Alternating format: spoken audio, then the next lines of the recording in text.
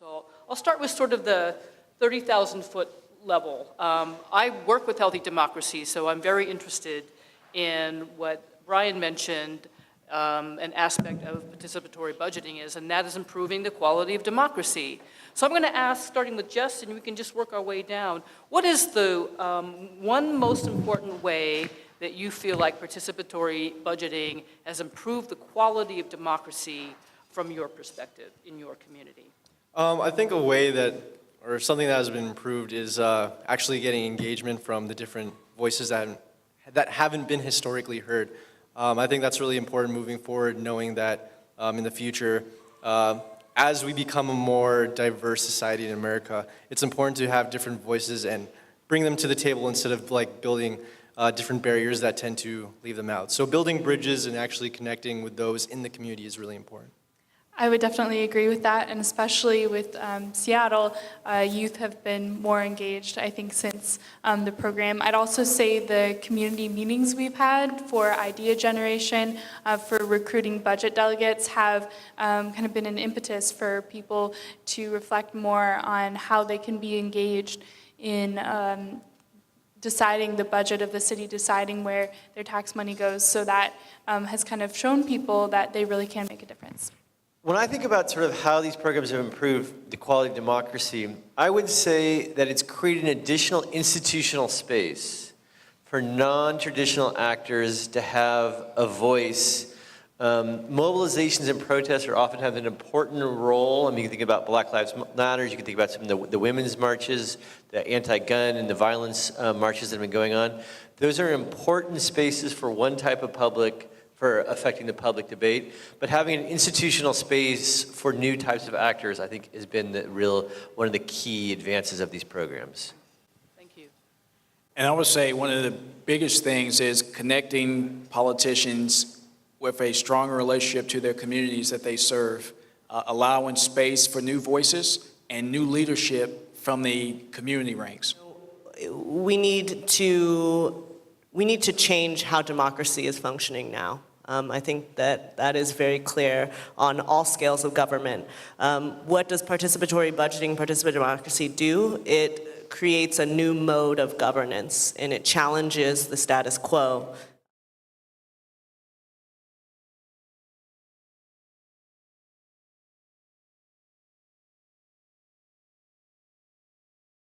I know in my experience just in the city of Seattle, when I've been going out and engaging folks around parks and streets, especially particularly within communities of color, I have young people of color that tell me, why should I care about parks and streets? I'm getting pushed out, I got massive student debt, police brutality, and I'm like, I hear you, I entirely hear you, and this is why participatory budgeting is a tool, but what would it look like for us to apply participatory budgeting to criminal justice reform?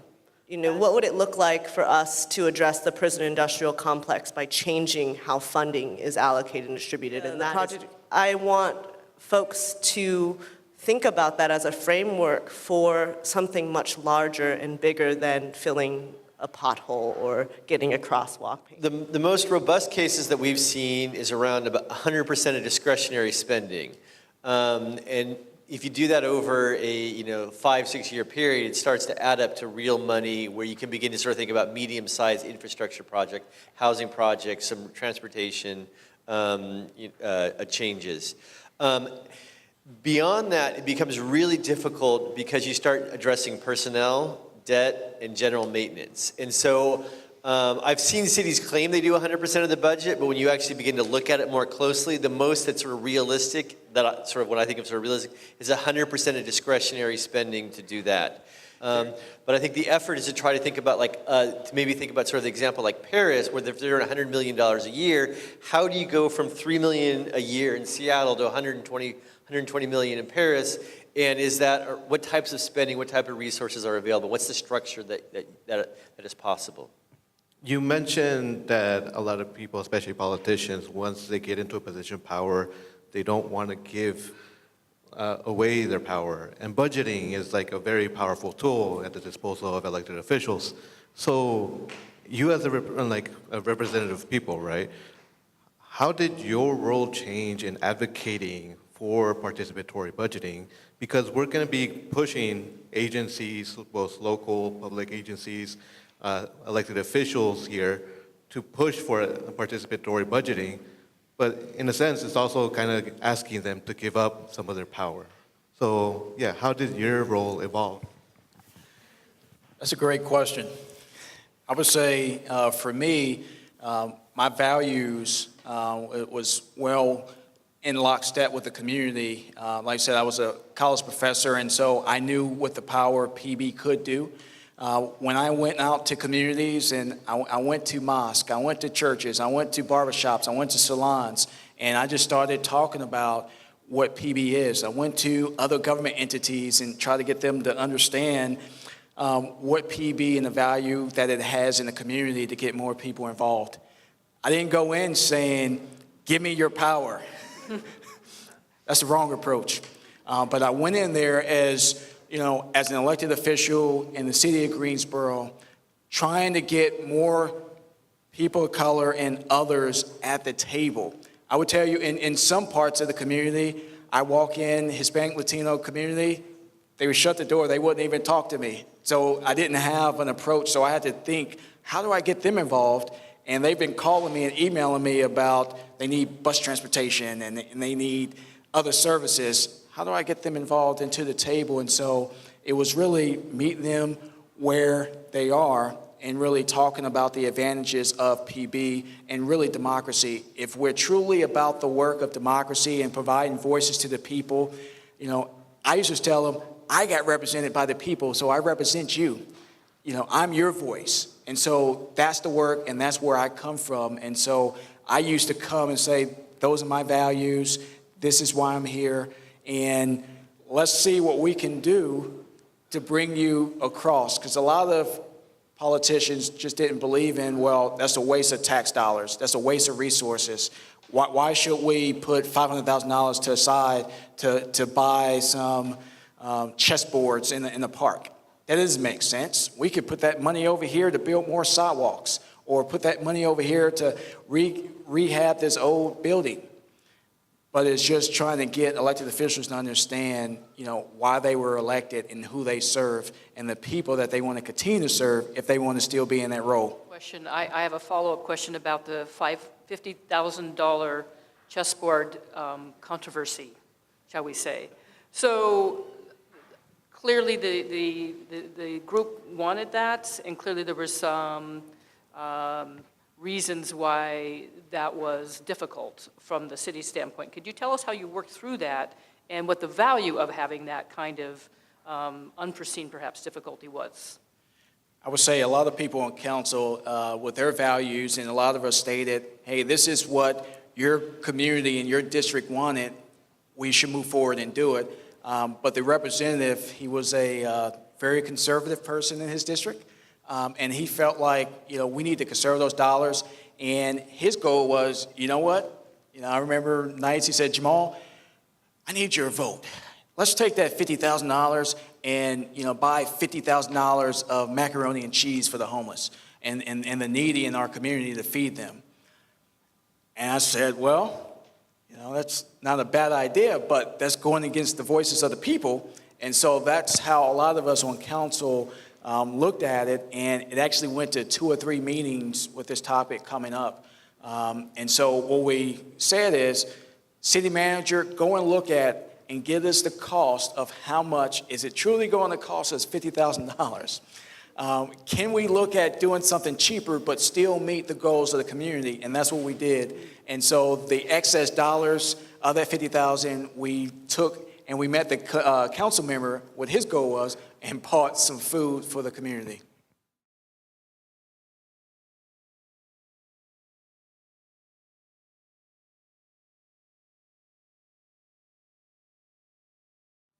I would say from a council perspective, the projects that were voted on and ready to move forward, it's all about timing. So they'll move forward, but we might not could do all the projects within this fiscal year, so it may get phased in. And that's how we looked at trying to get majority of the projects through, is phasing in and make sure that we can balance the budget with as many projects as possible. And let me just add on to that. I think there's this tension in a lot of the programs between sort of what you could think of as sort of the language of quick wins or smaller projects versus something that takes 2 or 3, 4 years. So one of the things is that some of the larger projects and sort of some, especially some of the social service projects that may be implemented, if you vote in 2018, they may not arrive till 2020 or 2021. And so I think as people are thinking about this, there's a benefit for governments to sort of encourage projects that can be implemented the following year, because you can sort of see that direct connection. But then there's also a benefit to try to sort of saying, well, it's actually, some of the bigger projects may not come for 2 years or for a third year. So trying to sort of think about sort of the spacing out of projects over a number of years, sort of the size and the resources would be the difference when they're implemented.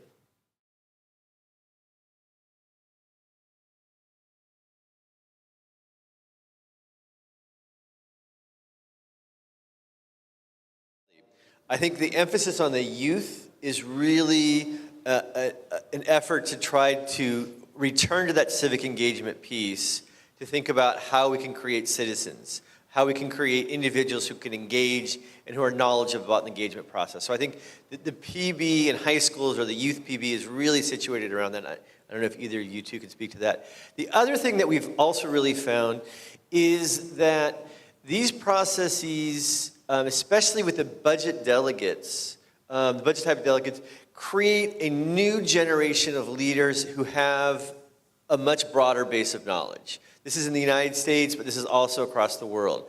So one of the things, so short term, it has this positive effect. There could be a long-term negative where you're just sort of, you're creating a new sense of an old guard, but the initial point is that you are sort of trying to expand the base of non-traditional actors, the base of knowledge among non-traditional actors, so that they can begin to engage this process. So some of the survey work that we did in Brazil, we found that holding workshops and doing education for these budget delegates was much more important than doing workshops for the average citizen who just wanted to vote. So the average citizen, if you just got him or her to go out and vote, that was positive because they're engaging, they're thinking about it, but the information that is being passed to and then used by new or traditional communities as well as new community leaders is a real vital part of the process.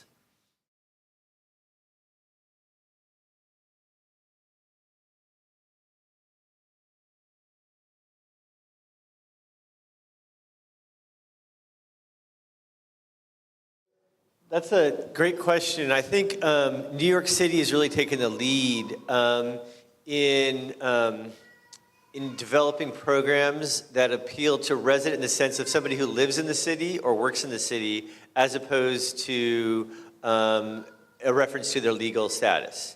And so I think a lot of the language around resident meant an individual as opposed to legal status.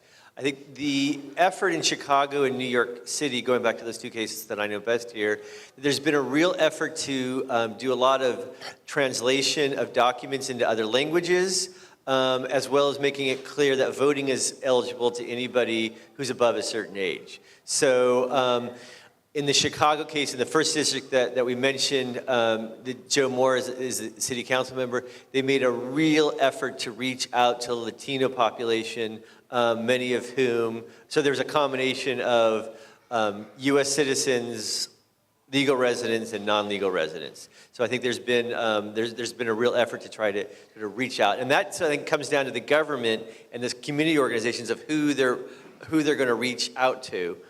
What's the recruitment process to bring people into the forums? Amy? From a Seattle perspective, we don't require ID to vote. We actually don't ask citizenship at all. We don't ask for your address. We ask for a name, and we, again, recognizing that Seattle is in an affordable housing crisis, a homelessness crisis, that while you may not live in that neighborhood, that doesn't mean that you don't belong to that neighborhood. So that's why we let folks choose which district to vote in. And we do not require address or citizenship status.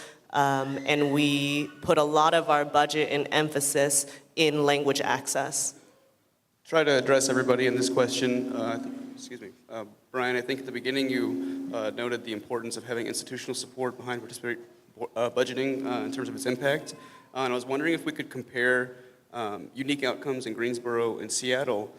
Councilor, when you were speaking, it sounded like in Greensboro there was more of a bottom-up push, folks coming to City Council to push for this process, whereas in Seattle there was the Youth Commission and a lot of institutional support from the Department of Neighborhoods. I was wondering if that had any divergent outcomes or any highlights you can share?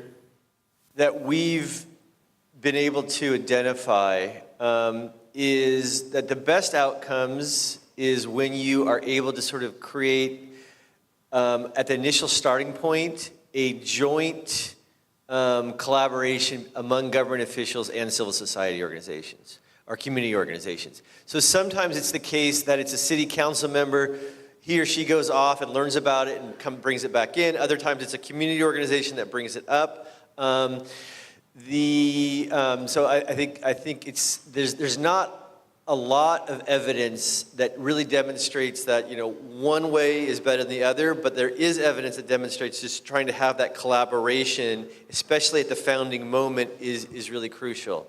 The advantage of doing it in an executive-led model or citywide is there over time more resources develop, and you can sort of have a bigger scope. You can begin to think about, okay, what we want to do is we want to have a combination of neighborhood focus and a combination of bigger types of projects.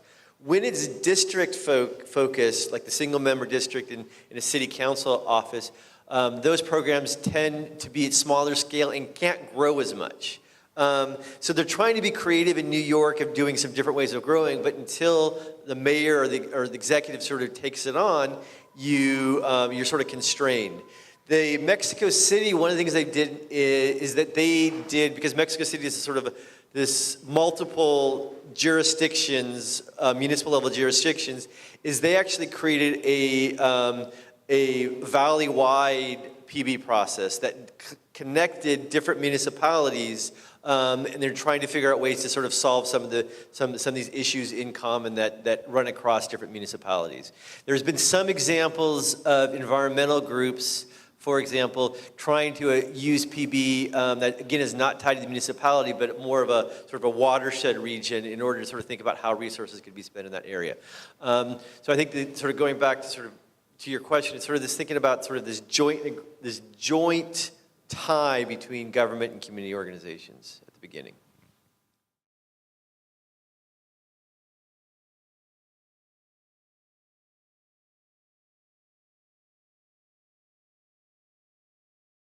Yes. 40 years ago in Greensboro, we went from what Portland has today. We had 7 white men that ran our city. And we tried to do a form of PB then of getting community members to understand the budget. It wasn't going anywhere. It didn't happen until the community with the NAACP and other organizations standing up and fighting to change our form of government. And that's why we got a 5-3-1 system today. And with that system, that opened up to 2 minority districts out of the 5 that's represented. Our first black mayor was in 2007. From 1940 when Greensboro was created, or 1840 when Greensboro was created. So there's a lot of similarities. I would say as a community, PB is created within a community and for that community. And so the ideas and things that you heard today, Portland or Gresham or Troutdale, you're going to have to create PB for your community. But one of the things is, I would say, a city manager form of government, if the community stood up and said, hey, we need to change our form of government, I would say, yes, tomorrow. That will help, because having that citywide concept, efficiencies and effectiveness, I would say 2 weeks ago, Durham, North Carolina, they just voted, and they see PB as a great resource for their community. When you start looking at areas like Richmond, Virginia, and others, Richmond, Virginia changed their form of government in 2004, 2005 for some of the same situations going on in their community. And so that may be an avenue that the community members throughout the Portland region look at, is your form of government and how effective is that form of government because it's commission-based. Go ahead, Amy. And so Seattle is actually, we just concluded in this last election cycle our second round of district-based city council voting. So we have 7 council districts and 2 at-large positions. And right now we have a majority woman of color city council. I mean, it's amazing. And it speaks to that power, and you hear it, how the discourse has changed within the committees and in their conversations on the dais. Jamal, and that is going to be the last question. So I just want to thank again the panel for their incredible expertise.